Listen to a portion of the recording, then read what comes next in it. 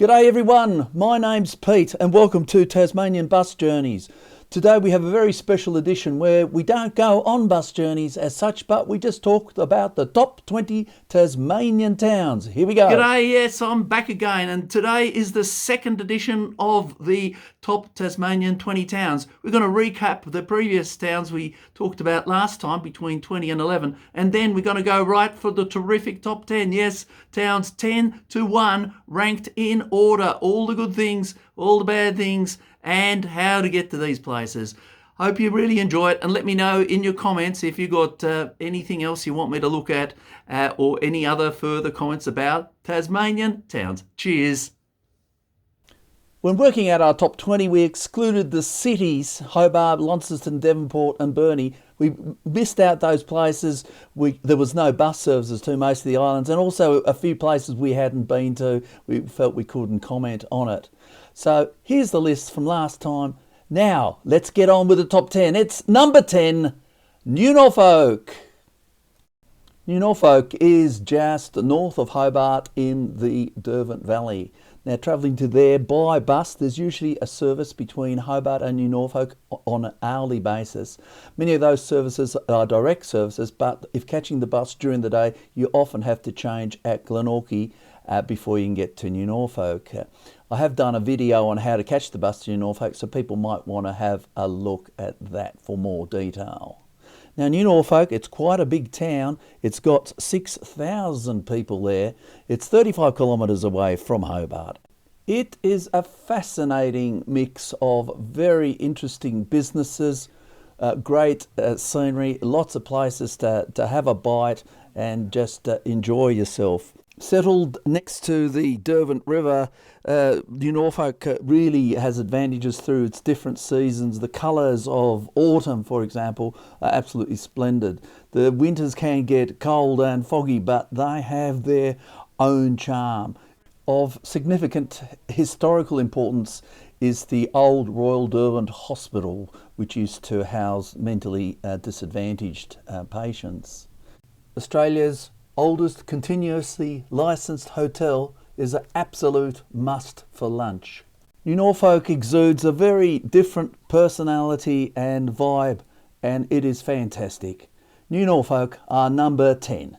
Right, moving along now to number 9, and that is Queenstown. Yes, on the west coast, in a pretty remote part of Tasmania and subject to some pretty wet and snowy weather in the colder seasons. The nearest regular bus service is from Burnie, goes on a daily basis to Queenstown. On most days there are 2 services daily between Strahan and Queenstown. And yes, you can travel between Hobart and Queenstown on Tuesdays and Friday. That's really worth doing.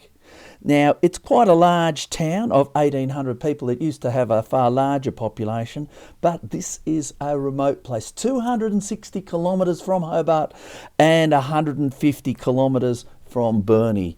This was a mining town specialising in copper.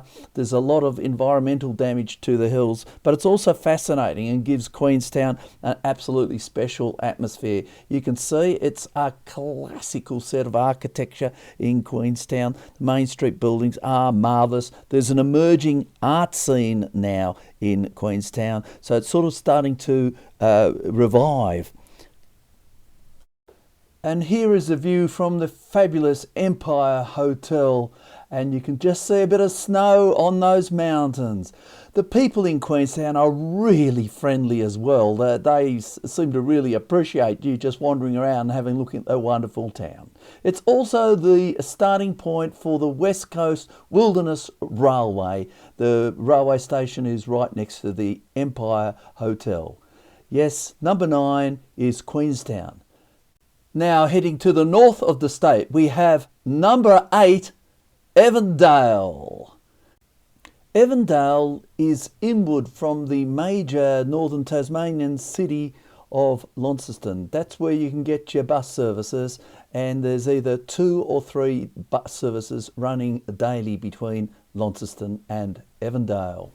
The population of Avondale is 1,300 people. and it's close to Launceston. It's only about 18 kilometres to get to Evandale. And slowly wander around the streets of Evandale and just absorbing the history as you look from building to building. It's absolutely magnificent. Now it has an annual penny farthing race too, which fills up the town. And there you can see a commemoration of that. Now, one of the big highlights of Evandale is the Evandale Market. Now, it's open every Sunday and it really is quite massive, impressive, very friendly local people there, and there's an inside market and an outside market. And here is a statue of the famous artist John Glover, who used to reside in Evandale. But the success of the market means it can be quite quiet, particularly early in the week. But the serenity on other days does have its advantages. It's worthwhile going there to have a look at the late Georgian and early Victorian buildings throughout. They've got a couple of really good pubs there, a really good bakery cafe as well, but it's still really worthwhile going. Yes, that's Evandale at number 8 of our top 10 Tassie towns. Now, let's go south. Let's go to number 7, the Midland town of Ross. In the middle of Tas, Ross, you can get bus services from either Launceston or from Hobart. There's 3 services a day in both directions, Monday to Friday and on Sundays, public holidays. 2 services each way on Saturdays.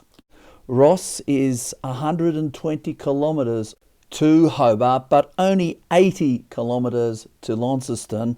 It's a small town, population of about 300. Here we can see the lovely Ross Hotel and also the newly constructed Village Green.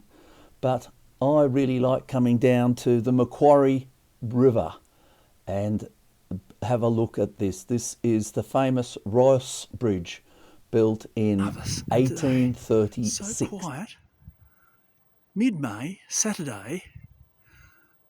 And it's marvellous. Amazing. There is a better view of the Ross Hotel, built in 1835. So we have lovely sandstone buildings throughout Ross, heaps of convict history and churches. St John's is shown here. The bakeries are well known and renowned for their beautiful food, but they are quite expensive.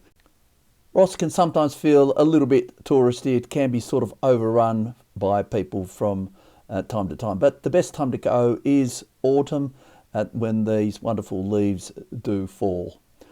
Just show you Uniting Church here up on the hill. That's great to walk up to, and there's plenty of things to look at. Now let's head down to our southernmost top Tassie town. Yep, number 6. It's Geeveston. Situated in the Huon Valley, just a little bit away from the Huon River, it is south of Hobart. There is a 2-hourly bus service Monday to Friday between Hobart and Geeveston. On weekends, it's 4 services a day. You can also get buses up from Dover to Geeveston. Geeveston, forgotten jewel of the south. 1,400 people live here. It's 60 kilometres from Hobart.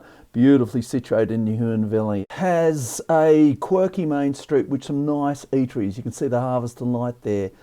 But yeah, it sort of feels of something of yesteryear. It's got these wonderful memorials to the origins of Geeveston, which was very much rooted in forestry.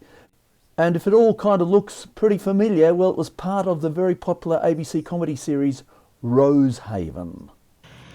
On its way back to Hobart. The bus route to Geeveston is one of the best in Tasmania.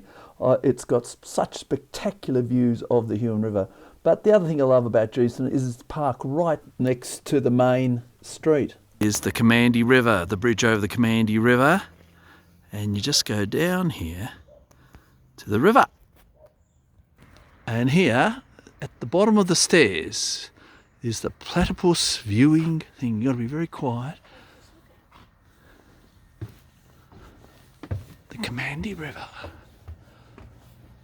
We hope to see a platypus. And we have quite often seen a number of platypusi. Just check out the best cafe in Tasmania. Yes, the best one. It's got a variety of foods, great refreshments, and a fantastic customer service. That's the One Stop Cafe, just 10 minutes from Geeveston. Town number 6. To the northwest coast, number 5 is Penguin. The northwest coast is an often forgotten destination for visitors.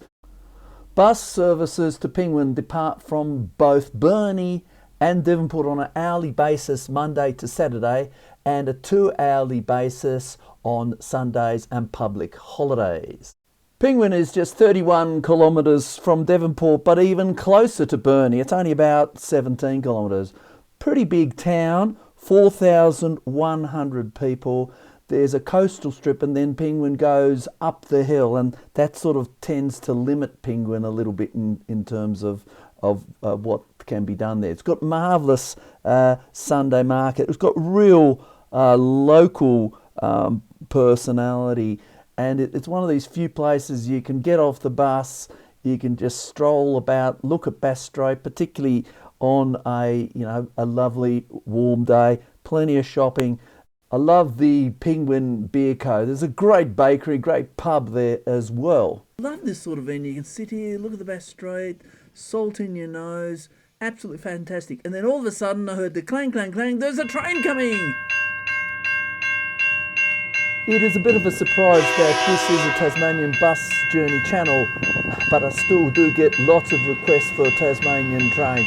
I guess they're just a little bit rare in Tasmania. But here comes a freight train going from Burnie to Hobart.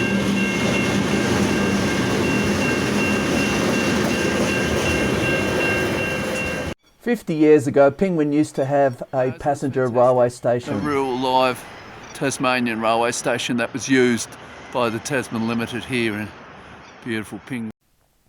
At the western end of Penguin, we have art galleries, churches, and this beautiful railway station.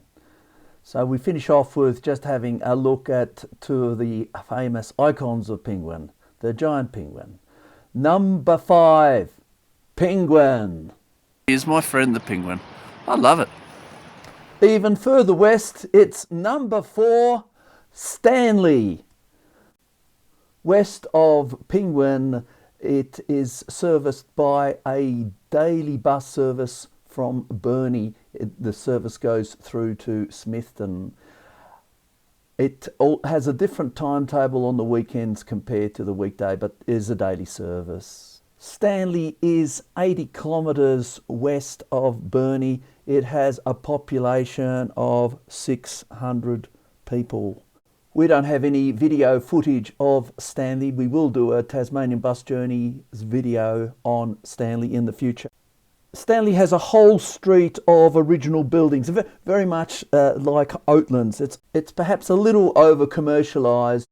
The locals, however, are friendly. But the most important thing there is the Stanley Nut. Yes, it's towering above Stanley, and you can access the Nut by a chairlift, or you can walk up there as well. Once you're up there, it's like you're in a totally and utterly different world. Stanley used to be, and still is, a port. It's a wonderful place to visit. It's number 4, Stanley. Back to the middle of Tasmania. Yes, in bronze medal position, number 3, Oatlands. Oatlands, Midlands is where it is. And there are 2 places you can get there, from Hobart and Launceston. Services run 3 times a day, most days, twice a day on Saturday. Oatlands is approximately 83 kilometres to Hobart, about 117 to Launceston. It's a town with 700 people living in it. And the beauty of Oatlands is it looks absolutely fabulous. So many old features. Originally, it was planned to be a much bigger centre for administrative purposes. And so you've got all these amazing old sandstone buildings that are just absolute treat. It's got some nice little shops, a great op shop and antiques. It's got a lovely Lake Culverton, which is wonderful to walk around. Look, it's a place, every building you stop at is historic. Every building is different and useful, and I just blown away with it, and I just like coming there. The only negative things, I guess, it's a little bit cold, and some of the depth of shops is perhaps a little bit limited. But there we see the Cullington Mill. It's absolutely spectacular. There is a wonderful distillery next to it, and it serves beautiful lunches, as does the pub. The pub is really sensational as well, the Kentish Inn. Okay, so this is a wonderful place to go. Unbelievable. It is. Number 3, Oatlands. Up to the north of Tasmania in silver medal position. Number 2 is Deloraine. Yes, it's situated between Launceston and Devonport. The bus service runs both from Launceston and Devonport 3 times a day on weekdays and twice a day on weekends and public holidays. It is equidistant from both Launceston and Devonport, 53 kilometres from both cities, and the population is there of about 3,000. Now we're crossing the beautiful Meander River, and the trees and the river is a real feature of Deloraine. It sometimes floods, but there is a great local art and craft feel to the place. It's a very creative theme. But having said that, there is a range of different shops, and some of them are really well priced. There is a great range of pubs there. There's 4 pubs and breweries. Some of those pubs are breweries. And I think there is just this lovely mix of all sorts of different shops and activity. Very much a classical streetscape feel to it. It has an annual craft show, which is attended by thousands of people, and it's well worthwhile going to that.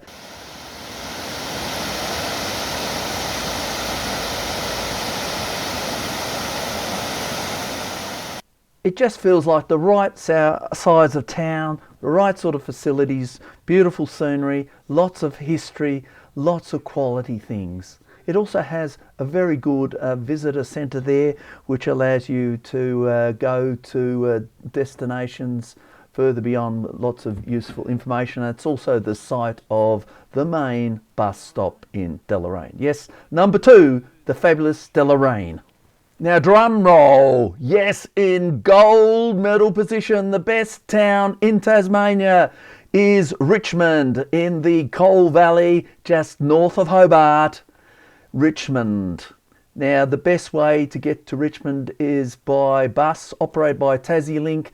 There's roughly a 2-hourly service on weekdays, and there's 3 return services on the weekends. They're all well timed, and most services go through to Campania. Richmond is highly accessible, only 27 kilometres out of Hobart. It is home to 1,600 people. Now some people will say, why have you chosen Richmond? It's a boreable and predictable outcome for this sort of exercise you've just done. But I say Richmond is just bloody fantastic.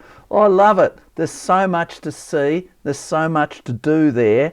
And look at this wonderful bridge, which was built in 1825. It's the oldest established large stone arch bridge in Australia. Yes, and it still carries buses and things. It's a marvellous bridge.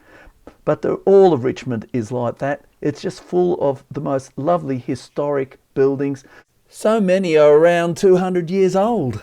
On top of a hill on the north side of Richmond Bridge, we find the lovely St John's Church. Courthouse. Fine old building. As we scan further, we can see the village green. Very pleasant, genuine. The Richmond Jail. Ooh. Oliver Twist. On some occasions, this jail acted as a debtor's prison for those free settlers who were in financial trouble. Then we have the Richmond Arms. And across the road is Wattle Bank. Great place. Meals and drinks. Very rustic. Ashmore's Cafe, and nearby there's just heaps of different shops. I actually go to Richmond to do my shoppings. Board games, puzzles, videos, you name it. It's great. Just a stone's throw from the bus stop we have Drink Tasmania for all your beverages, and then the fabulous Richmond Bakery and heaps of wineries in the nearby Coal Valley. Sure, you can get a lot of tourists there, especially when a cruise ship is in the port of Hobart, but for my money, Richmond is a must visit for all local Tasmanians and all visitors to Tasmania. Yes, number 1, Richmond. Let's recap the top Tasmanian towns, 10 to 1. Now, for all these towns, I will have or already published YouTubes telling you how to travel to these towns, or I will do so in the future. There is also other material on these towns on the Tasmanian Bus Journeys channel. I thank you very much. If you did enjoy this video, please consider liking and subscribing to Tasmanian Bus Journeys. It makes me feel good if people like what I do. I'm going to leave you now with a marvellous few photos of the Richmond Bridge, a true Tasmanian icon.